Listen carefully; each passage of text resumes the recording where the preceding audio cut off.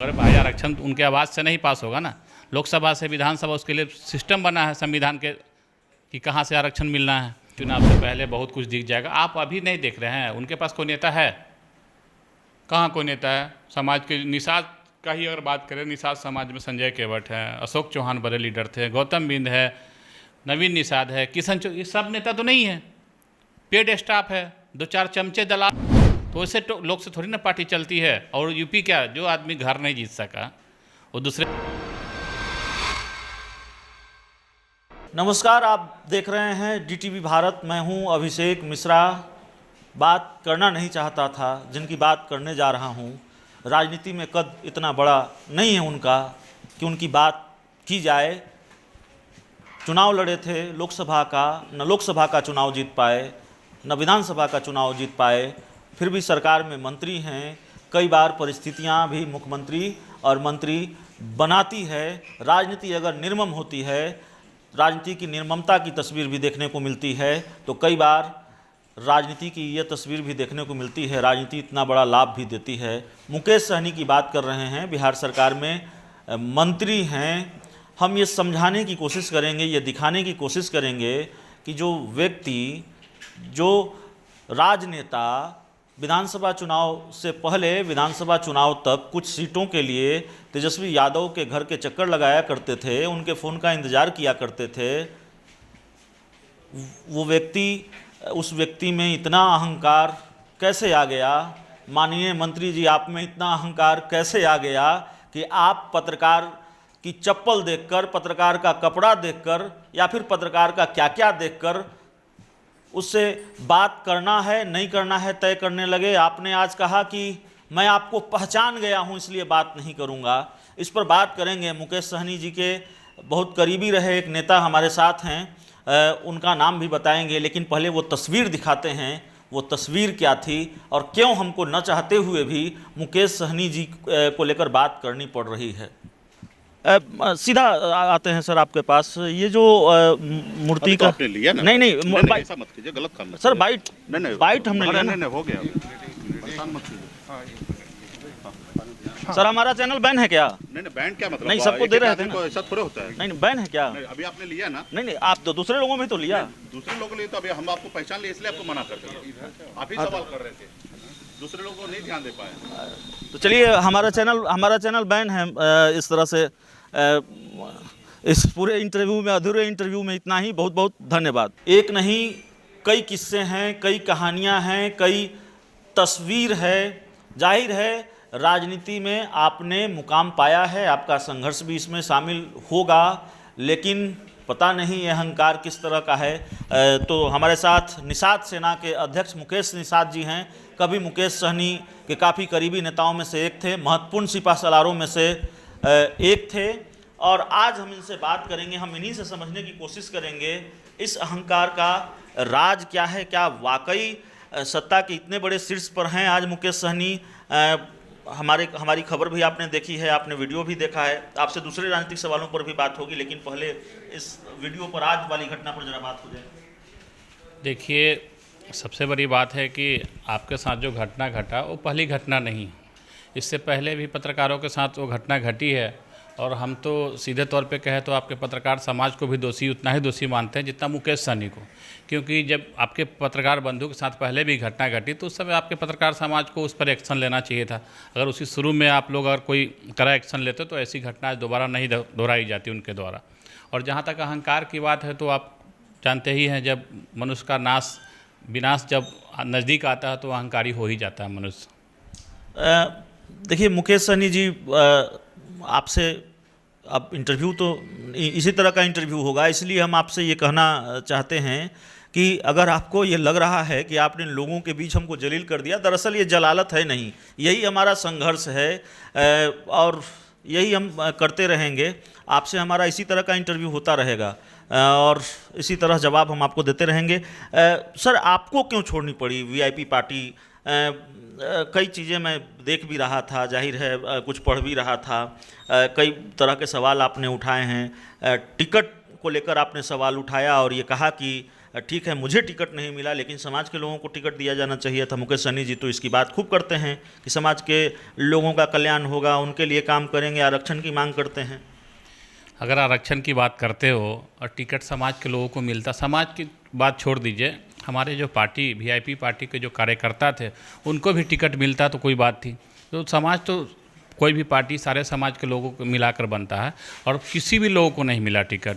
मैं अपनी बात छोड़ दीजिए, वहाँ हमसे भी सीनियर लीडर थे, वहाँ डॉक्टर राजभूषण चौधरी जो कोषाध्यक्ष हैं, अशोक चौहान प्रदेश अध्यक्ष थे, युवा विंग के गौतम बिंद जी थे, सुरेश मुखिया बिंद थे उस समय, अब नहीं हैं, बहुत सारे संजय केवट जी थे, बहुत सारे सीनियर लीडर थे, किसी को कोई तवज्जो नहीं, सबके साथ धोखा हुआ। बाकी लोगों ने क्यों नहीं छोड़ा, चाहे बहुत लोगों की नाराज़गी अंदर खाने से नाराज़गी है, लेकिन मुझे जो अच्छा लगा मैंने निर्णय लिया कि नहीं, ऐसे धोखेबाज लोग के साथ मुझे नहीं रहना चाहिए और मैंने उनसे अलग होना ही बेहतर समझा। तो आपके साथ चूँकि वीआईपी पार्टी के बारे में मुझे बहुत जानकारी नहीं है, अगर ईमानदारी से कहूँ इतना बड़ा राजनीतिक दल वीआईपी पार्टी नहीं है, माफ़ कीजिएगा, आप उस पार्टी में रहे हैं, लेकिन पार्टी के कई नेता हैं जिन्होंने पार्टी को छोड़ा है, कई नेता अब भी उनके साथ हैं। क्या बच गया है वीआईपी पार्टी में?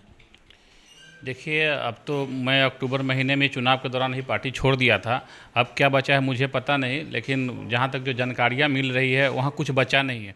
2-4 स्टाफ बचे हैं, दूसरे स्टाफ के बदौलत और जो युवा हैं, कुछ युवा को गुमराह करके, कुछ युवा को पैसे के लालच देकर उनको पढ़ाई लिखाई छुड़वाकर फेसबुक पे समय उनका बर्बाद, उनके भविष्य के साथ खिलवाड़ हो रहा है, यही बचा है और कुछ नहीं बचा है वहाँ पे। 4-5-10 स्टाफ बचे हैं। नेता बोलने से, नेता बोल के कोई वहाँ है नहीं। अशोक चौहान जी थे, आज पता कर लो आप पत्रकार बंधु हैं, अशोक चौहान जी कहाँ है, डॉक्टर राजभूषण जी कहाँ है, संजय केवट कहाँ है, गौतम बिंद कहाँ है, किशन चौधरी, नवीन निषाद, ये लोग नेता थे, ये लोग कहीं दिखाई नहीं पड़ रहे हैं। वहाँ दिखाई कौन पड़ रहे हैं? उनका जो पेड स्टाफ है, 10-15 हज़ार महीने पे रखते हैं स्टाफ को, उसको प्रदेश अध्यक्ष बना देते हैं। बाकी सोशल मीडिया चलाने के लिए सारे बच्चे को, जो जिस बच्चे के हाथ में किताब, कॉपी, कलम और आज के ज़माने में जिसके हाथ में लैपटॉप पढ़ाई के उद्देश्य से मिलना चाहिए, वहाँ फेसबुक चलाने के उद्देश्य से उनको मोबाइल और लैपटॉप देकर उनके भविष्य के साथ खिलवाड़ किया जा रहा है। यही है मुकेश सहनी का उद्देश्य। पैसे के बल पर पार्टी और पॉलिटिक्स हो रही है। देखिए, पैसे के बल पे तो अब क्या कहेंगे पता नहीं, लेकिन सीधा उस पार्टी का उद्देश्य है कि निषाद समाज के जितने भी होनहार बच्चे हैं सबको मूर्ख बना देना, सबको बेरोजगार कर देना। यही उद्देश्य है मुकेश सहनी का। जो खुद नहीं पढ़े वो कहते थे मैं समाज को नया दिशा दूंगा, समाज को ये करूंगा, समाज को वो करूंगा, मैं नेता बनने नहीं बनाने आया हूँ। लेकिन यहाँ तो नेता तो छोड़ दीजिए, सारे बच्चे को बेरोजगार बना देंगे वो।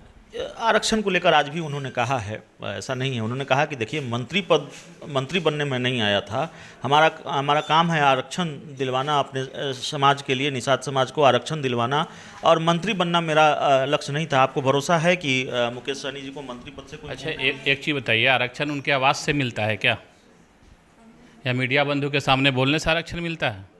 सदन चला था, बिहार विधानसभा का सत्र चला था, उस सत्र के दौरान मुकेश सहनी एक बार भी आरक्षण की बात नहीं किए।